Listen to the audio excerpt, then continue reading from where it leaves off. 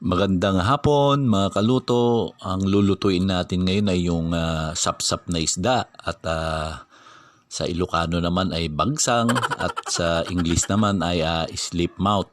Itong sapsap ay haluan lang natin ng dahon ng ampalaya, kamatis, luya at sibuyas at lalagyan natin siya ng pampalasa na bagoong isda mga kaluto. Halika kayo, samahan nyo ako at lutuin na natin to.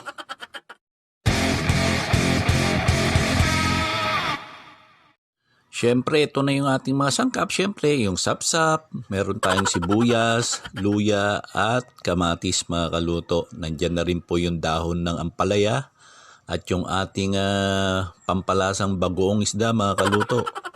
Yan, isabay na natin mga kaluto yung ating bigas.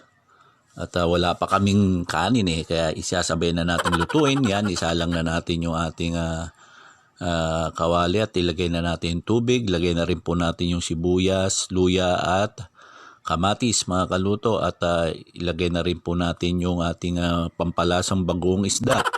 Kapag nailagay na natin lahat ay hintayin natin kumulo ito mga kaluto. At yan, kumukulo na.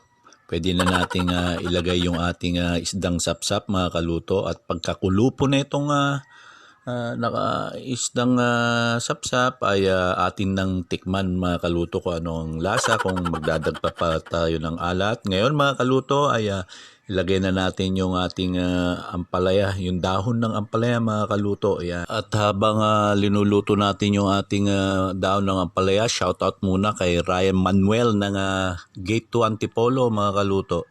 Happy birthday na rin sa aking pinsan na si Abby Mitchell ng Colorado, USA. Happy birthday na rin kay Maricar Liberato. At happy birthday na rin kay Engineer Michelle Liberato Batalla. Yan mga kaluto, luto na siya.